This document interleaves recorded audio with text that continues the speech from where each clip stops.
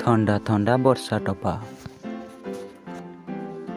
ଗୋଟିଏ ବୁଢ଼ୀ ଥିଲା, ସେ କୁଡ଼ିଆରେ ରହୁଥିଲା। ବର୍ଷା ଦିନେ ମୂଷଳ ଧାରାରେ ବର୍ଷା ହେଲା।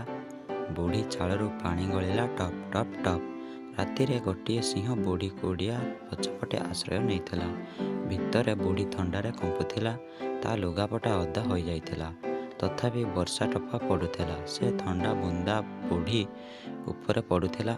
ବୁଢ଼ୀ କହିଲା, ମୁଁ ସିଂହକୁ ଡରେନି ହେ ରାମ, ମୁଁ ବାଘକୁ ଡରେନି ହେ ଶ୍ୟାମ, ମୁଁ ତ ଏ ଥଣ୍ଡା ଥଣ୍ଡା ଟୋପାକୁ ଡରୁଛି। ବୁଢ଼ୀର ଏ କଥା ଶୁଣି ସିଂହ ଚିନ୍ତାରେ ପଡ଼ିଗଲା।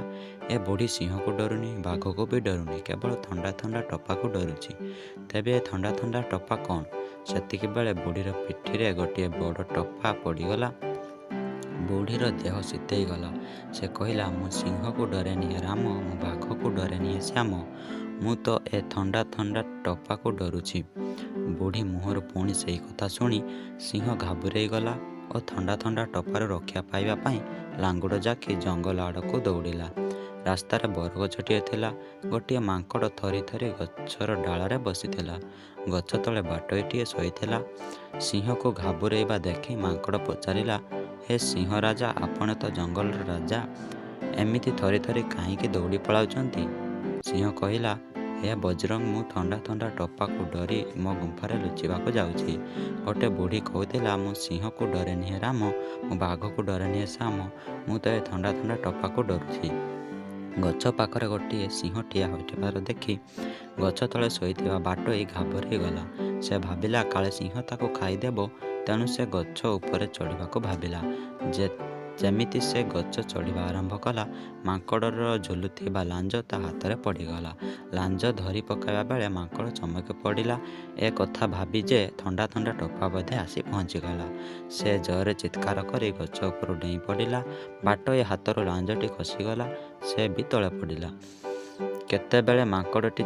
ଯେତେବେଳେ ମାଙ୍କଡ଼ଟି ଚିତ୍କାର କଲା ଓ ବାଟୋଇ ଧଡ଼ାସ୍ କରି ତଳେ ପଡ଼ିଗଲା, ସେତେବେଳେ ସିଂହ ବୁଝିଗଲା ଯେ ଥଣ୍ଡା ଥଣ୍ଡା ଟୋପା ପହଞ୍ଚିଗଲା।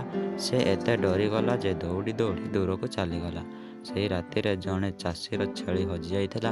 ଛେଳି ଖୋଜି ଖୋଜି ଚାଷୀଟି ଜଙ୍ଗଲରେ ବୁଲୁଥିଲା। ଅନ୍ଧାରରେ ସିଂହ ସହିତ ତାର ଧକ୍କା ହୋଇଗଲା। ଚାଷୀ ଭାବିଲା ତାର ଛେଳି ସହିତ ଧକ୍କା ହୋଇଛି, ତେଣୁ ସେ ତାକୁ ନାତ ମାରିଲା ଓ କାନ ମୋଡ଼ି 2-4 ଚାପୁଡ଼ା ବି ପକାଇଲା। ସିଂହ ଭାବିଲା, ଏବେ ତ ମୁଁ ଯେମିତି ହେଲେ ମରିବି। ମୁଁ ଏ ଥଣ୍ଡା ଥଣ୍ଡା ଟୋପା କବଳରୁ ଖସି ଯାଇପାରିବିନି। ଏଇ ଡରରେ ସେ ଚାଷୀର ମାଡ଼ ବି ସହିଗଲା ଓ ଚୁପଚାପ ବିଲେଇ ଭଳି ଚାଷୀ ସାଙ୍ଗରେ ଚାଲିବାକୁ ଲାଗିଲା। ଘରେ ପହଞ୍ଚି ଚାଷୀ ତାକୁ ଛେଳି ଖୁଣ୍ଟରେ ବାନ୍ଧିଦେଲା। ସକାଳୁ ଉଠି ଚାଷୀର ସ୍ତ୍ରୀ ଛେଳି ଛାଡ଼ିବାକୁ ଆସି ଛେଳି ଜାଗାରେ ସିଂହ ବନ୍ଧା ହୋଇଥିବାର ଦେଖିଲା। ଏହା ଦେଖି ତା ଉପରେ ବଜ୍ର ପଡ଼ିବ ଭଳି ସେ ସ୍ଥିର ହୋଇଗଲା। ପୁଣି ଦୌଡ଼ି ଦୌଡ଼ି ଯାଇକି ଚାଷୀକୁ ସବୁ କହିଲା। ଚାଷୀ ଝରକା ବାଟେ ଚାହିଁ ଦେଖିଲା। ସେ ଜାଣିପାରିଲା ଖୁଣ୍ଟରେ ଛେଳି ନୁହେଁ, ସିଂହଟିଏ ବନ୍ଧା ହୋଇଛି। ସେ ଚୁପଚାପ ବାହାରକୁ ଆସି ସିଂହ ବେକରେ ବନ୍ଧା ହୋଇଥିବା ଦଉଡ଼ି କାଟିଦେଲା ଓ ଧାଇଁ ଯାଇ ଘରେ ପଶିଗଲା। ସିଂହ ଭାବିଲା, ଠିକ୍ ହେଲା, ମୁଁ ଥଣ୍ଡା ଥଣ୍ଡା ଟୋପାରୁ ମୁକ୍ତି ମିଳିଗଲା। ସେ ଜଙ୍ଗଲ ଆଡ଼କୁ ଧାଇଁ ପଳାଇଲା।